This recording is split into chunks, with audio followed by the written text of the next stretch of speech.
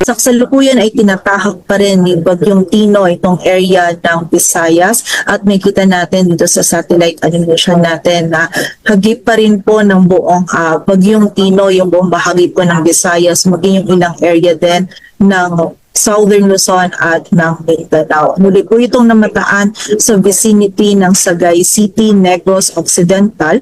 Taglay na ito yung lakas ng hangin na 150 kilometers per hour malapit sa sentro at bugso ng hangin na umaabot sa 205 kilometers per hour. Ito ay kumikilos pa west-northwestward sa bilis na 25 kilometers per hour at ngayon nga po kung saan sa kasalukuyan ay nakaka-apekto na itong si Bagyong Tino sa ating kalupaan. Ina-advise pa rin po natin yung ating mga kababayan na doble ingat at maging alerto po tayo and hanggat maaari stay indoors lamang po tayo upang para po sa ating kaligtasan. And bukod po dito kay Bagyong Tino, meron din tayong minomonitor na low pressure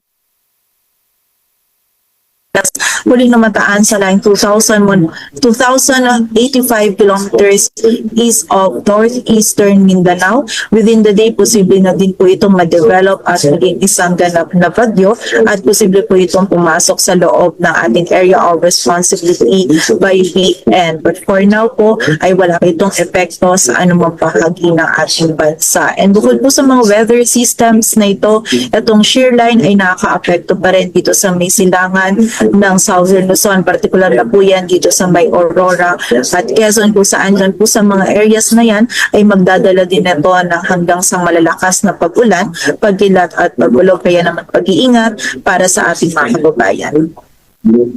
At may kita nga po natin dito sa ating radar image, kanina pong 6:40 AM ay yung ikatlong landfall ni Bagyong Tino dito sa may Sagay City, Negros Occidental. And may kita din po natin dito na hagip pa din yung malaking area ng Visayas ng mga malalakas po na pag-ulan na dala ni Bagyong Tino. So, nasa